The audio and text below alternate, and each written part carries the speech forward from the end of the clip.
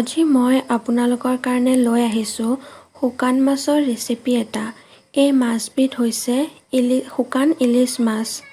প্ৰথমতে মাছ কেইপিচ গৰম পানীত প্ৰায় 10 মিনিটমান সময় তিয়াই থৈছোঁ।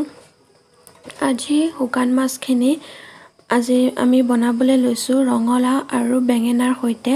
ৰঙালাও বেঙেনা ভালদৰে কাটি ধুই লোৱা হৈছে।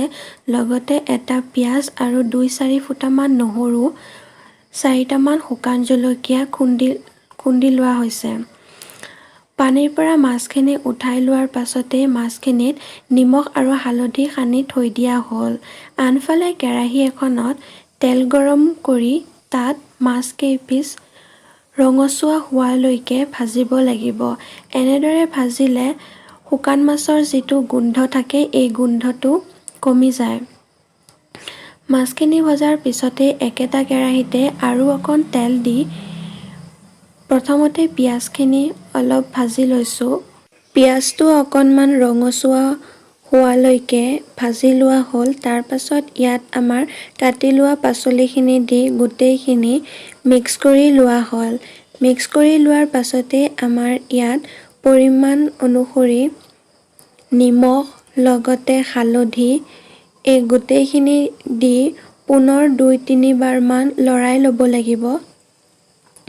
লৰাই লোৱাৰ পাছতে আমি ইয়াত দিম আমাৰ খুন্দি লোৱা নহৰু আৰু শুকান জলকীয়াৰ পেষ্ট।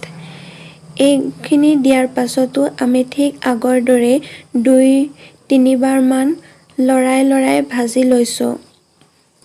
এনেদৰে লৰাই ভাজি থাকোঁতেনে আমাৰ চব্জিখিনি প্ৰায় 70% মান সিজিছে।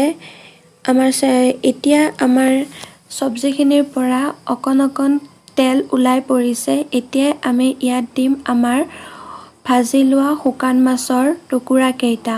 শুকান মাছৰ টুকুৰাকেইটা দিয়াৰ পাছতো আৰু অলপ ভাজিব লাগিব যাতে মাছৰ ভিতৰৰ তেলটো ওলাই পৰে।